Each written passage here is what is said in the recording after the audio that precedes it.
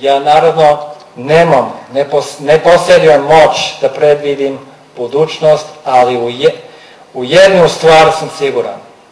Ono što se čvrsto razvije u prošlosti i što se silno razvije u sadašnjosti, će se sigurno u punom sjaju nastaviti razvijeti u godinama koje dolaze. Sa naše strane naša ambasada je u potpunosti predana, ali i bukvalno postavljanju temelja za budućnost. Kasnije u toku ove godine ćemo se posvetiti projektima proširenja naše ambasade, a u narednim godinama planiramo da izgradimo još veću diplomatsku misiju. Ali to nije sve. Mi smo se obavezali da ojačamo neposredne veze između naših građana. I slušali smo vas. Slušali smo stočara iz Šavnika, cvjećara iz Podgorice, ovčara iz Tuzla i taksistu iz Tifta i mnogi druge. Vi, građani Crne Gore, vi ste nam rekli vrlo jasno da želite lakši način za podnošenje aplikacija za američke vize.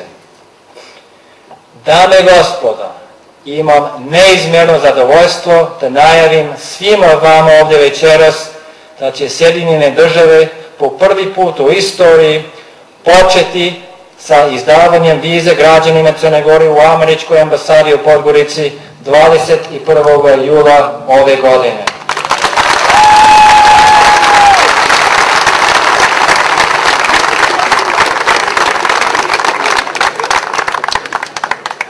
U stvari imam dodatno zadovoljstvo da najavim da je američka ambasada već izdala svoju prvu vizu i baš kako dolikuje prvi primalac, prvi američke vize u Crnoj Gori je također i prvi građanin vaše države.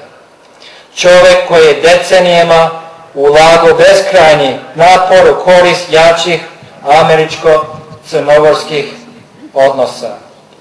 Sada je moja čast da pozovem tog građanina na binu da primi svoju vizu.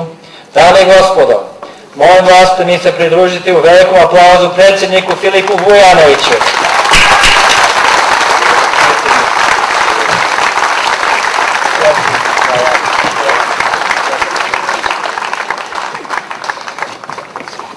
Vaša ekscelencija, ambasadore Mulj, uvaženi gosti, dame i gospodo, želim u ime svih nas ovdje prisutnih i građana Crne Gore da čestitam Dan nezavisnosti narodu Sjedinjenih Američkih Država, 233 godine nezavisnosti Sjedinjenih Američkih Država.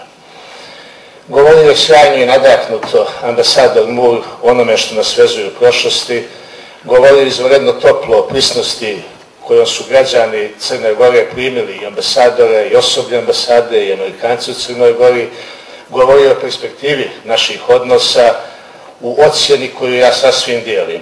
Reći ću da nas simbolično vezuje jednak mjesec proslave nezavisnosti.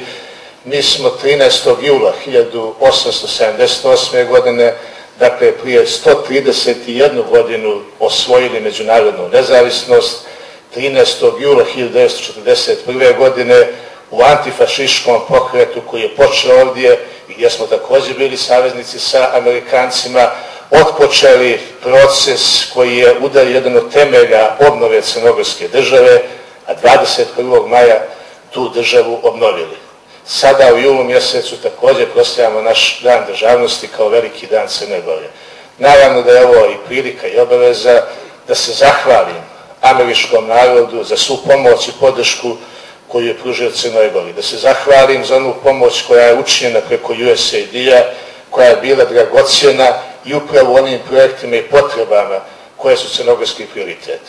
Hoću da kažem da je vrijedno i važno i da je ambasador Mulj to promovisao, da USAID svoju pomoć pruža sjeveru Crne Gore i da pomogne prioritetno tom pomoći onome što je savlađivanje razlika u razvoju sjevera, centralnog i južnog dijela Crne Gore.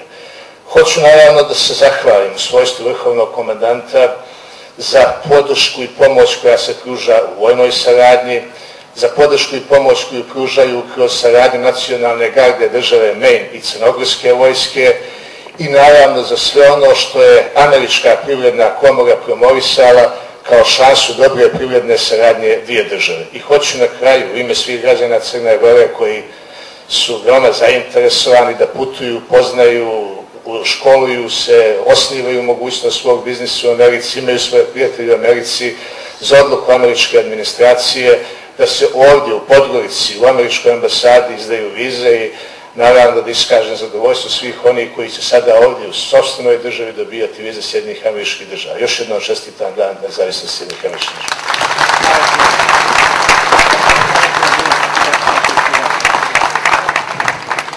Naravno da mi je mikrofon malo visok. Imam još jedno malo iznenađenje za vas večeras. U stvari, mi smo izdali još nekoliko viza. 8, naravno, vize od predsjednika, čije je bio prva. Vjerujemo da dolikuje da se uruče prve vize predstavnicima mlađe generacije Crne Gore, studentima koji će igrati centralne uloge u izgradnji odnosa između naših zemalja u dolazećim decenijama. Dame i gospodo, molim vas da mi se pridružite u aplaudiranju studentima Forecast programa koji će studirati na američkim univerzitetima u predstojećoj akademskoj godini: Jelena Pečurica, Milena Žmukić, Luka Nikolić, Maša Šćepanović, Miloš Popović, Nikola Vukanović i Adriana Nikić.